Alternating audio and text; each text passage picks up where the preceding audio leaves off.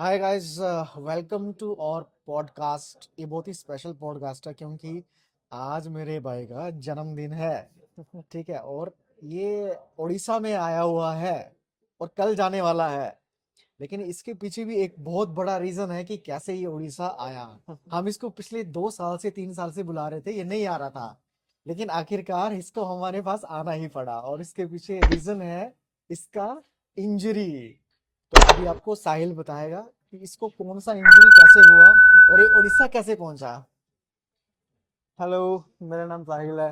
तो एक दिन I was coming from the office late night and road पे अचानक से लाइव वायर आ गई थी, तो I lost control over my bike and fell down and it was so severe that my left leg got injured और उसमें sudden swelling हो गया बड़ा ज़्यादा।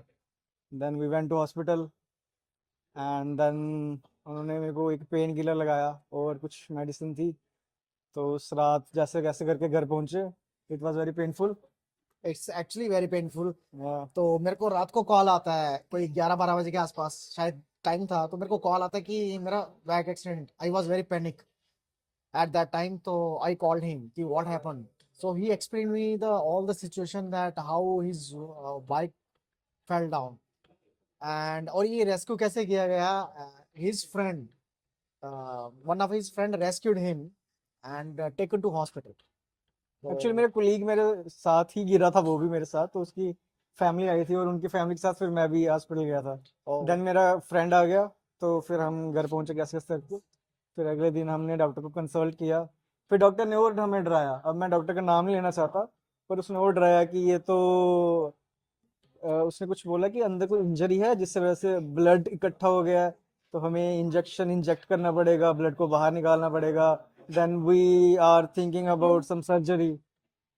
सो फिर मेरे को याद आया मेरे घर पे तो अपना पर्सनल डॉक्टर है। तो तो हुआ हाँ। क्या, मेरे को थोड़ा पैनिक हो गया थी कि कितने टाइप की इंजरी। मेरे को एक्चुअली इंजरी के बारे में कोई आइडिया नहीं था कि कैसा इंजरी है। तो मैंने नेक्स्ट डे इसको कॉल किया। मैंने बता पहले बता अपना घुटना बता मेरे को, तो इसने मेरे को वीडियो कॉल में घुटना बताया। तो इसका इतना फूला हुआ घुटना था, तो इतना फूला हुआ घुटना था तो मेरे को थोड़ा परेशानी हुआ। मेरे को लगा यार नहीं, इंजरी कुछ ज्यादा सीवियर लग रही है। बट गॉड का एक शुक्र था कि इसको कोई फ्रैक्चर वैक्चर नहीं था। सबसे पहला पॉइंट जिससे मैं थोड़ा खुश था। एट द लीस्ट मुझे लग ही रहा था कि सॉफ्ट टिश्यू इन्वॉल्वमेंट है, लेकिन I am not sure about कि व्हाट इज स्टेटस। तो इसका मैंने स्टार्ट कर दिया। मुझे लगा था हो सकता है इसका कोई लिगामेंट इंजरी हो, तो इसका मैंने स्टार्टिंग में ही एसीएल रिहैबिलिटेशन पहले ही स्टार्ट कर दिया था। जो लिगामेंट का रिहैबिलिटेशन होता है, I have started on the first day. तो साहिल, साहिल इट वाज वेरी पेनफुल। मैं दिन की 4 बार आइसिंग कर रहा था, स्वेलिंग। कितने कितने मिनट कर रहा था? 20 मिनट्स। 20 मिनट, इसको मैंने 4 बार बोला था 20 मिनट्स 4 टाइम ए डे। और उसके बाद एक्सरसाइजेस जो कि बहुत ज़्यादा सवियर पेनफुल थी। हम्म। तो मुझे पता है वो मैंने कैसे निकाला है।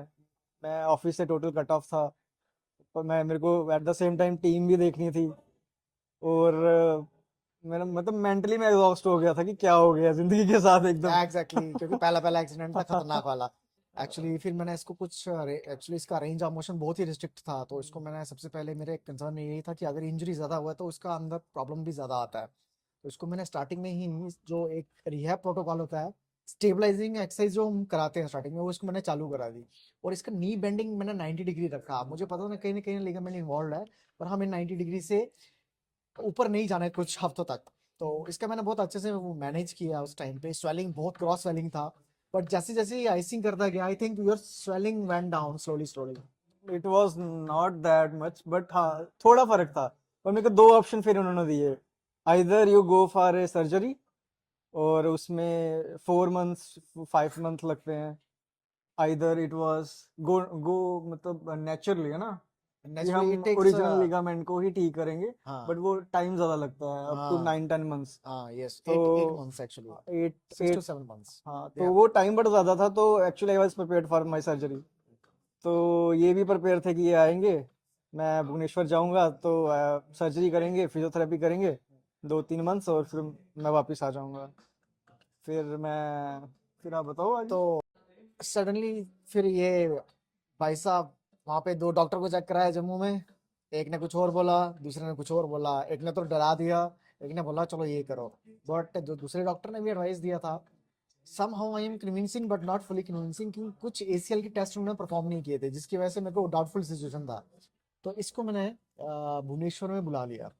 भुवनेश्वर में बुलाने के बाद जैसे जैसे जिस दिन पहुंचा उसी दिन इसका मैंने टेस्ट किया तो मुझे लगा इसका नी काफ़ी स्टेबल है। सो हमने एक दिन दिया और लिया, रिएप किया।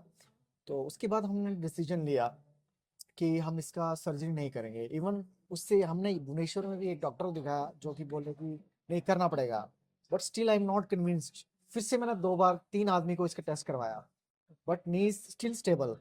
सो हमने सोचा why not we tried the rehab. So हमने पूरा 1 डेढ़ 2 महीना at least, I think 2 months is there है ना, 2 महीना पूरा रिहैब ट्राई किया। अप्रोक्सीमेटली 2 मंथ पूरा रिहैब ट्राई किया। And now I do not want to explain anything. Now from here he explained his thing, how he felt now. हाँ, मैं कह सकता हूँ अब कि मैं 80 to 90% बेटर फील कर रहा हूँ। पर हाँ, अभी मेरे को 2 मंथ्स के लिए और केयरफुल रहना है। मेरे को कुछ मूवमेंट्स नहीं करनी, मेरे को भागना नहीं है, मेरे को एकदम से टर्न नहीं करना, और एक और मेन चीज़ कि मेरे को गिरना नहीं है उस टांग पे दोबारा। तो मैं कोशिश करूंगा कि ऐसा हो, क्योंकि मैं दोबारा नहीं आना चाहता भुवनेश्वर में। मैं 16 डिग्री से उठ के 42 डिग्री में आया हूँ, और मुझे पता है मैंने सरवाइव कैसे किया है। तो इसके लिए बहुत ही टफ रहा एक्चुअली ये आने से गर्मी बढ़ा। एक्चुअली लास्ट से 2 साल से गर्मी नहीं था इतना। बट हाँ, हम कह सकते हैं कि हमारा जो ACL रिहेबिलिटेशन है वो बहुत ही अच्छा गया। पहले दिन लंगड़ा के आया था, तो अभी बिल्कुल नॉर्मल चल रहा है। इसकी वॉक में इतनी सी थोड़ी सी भी लचक नहीं है। He felt stable and fat like कि कुछ नहीं हुआ है, ऐसा फीलिंग भी आ रहा है इसको। तो जो बहुत ही अच्छा है अभी के लिए। तो अभी तो अच्छा लोड भी उठा रहा है। I think 7 to 8 kgs you are 8 lifting. kg 8 kgs lifting, तो it's a very good weight actually. तो अभी ये घर जाएगा तो जिम ज्वाइन करेगा। I ask him to go slowly and will see how next 2 or 3 months go.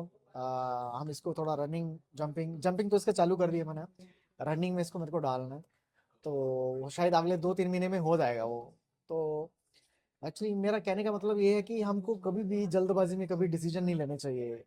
ACL एक ऐसी चीज है जिसमें हम इमरजेंसी सिचुएशन नहीं है, इमरजेंसी सर्जरी नहीं है। You have to wait and see how your symptom will go. अगर आपको लग रहा है कि रिहैब के 2-3 महीने बाद भी इंस्टेबिलिटी है, तब आपको सर्जरी के लिए जाना चाहिए। अदरवाइज आपको सर्जरी के लिए नहीं जाना चाहिए, ठीक है। लेकिन it's depend how the individual feel. So my point is just to make the decision wisely.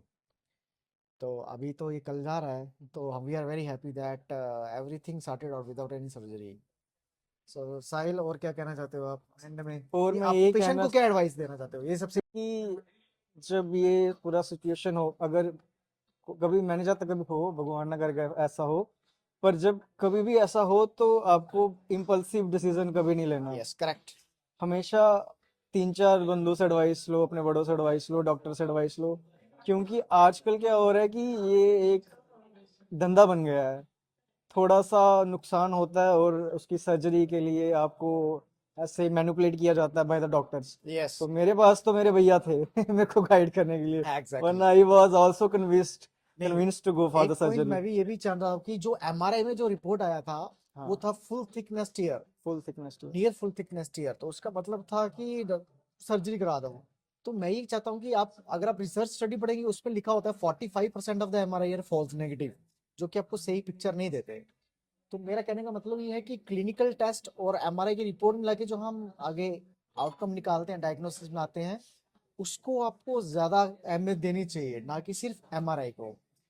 Right. सो इसी के साथ हम Sahil will will give him the wishes, best wishes and happy birthday to him. Happy birthday. अभी इसका बढ़िया हो गया है क्योंकि ये ठीक हो गया है। तो अभी ये जाएगा and he will start handling his company. He is basically manager in the company, very reputed company, which is USD based. So this is our podcast, which might give you knowledge and education too.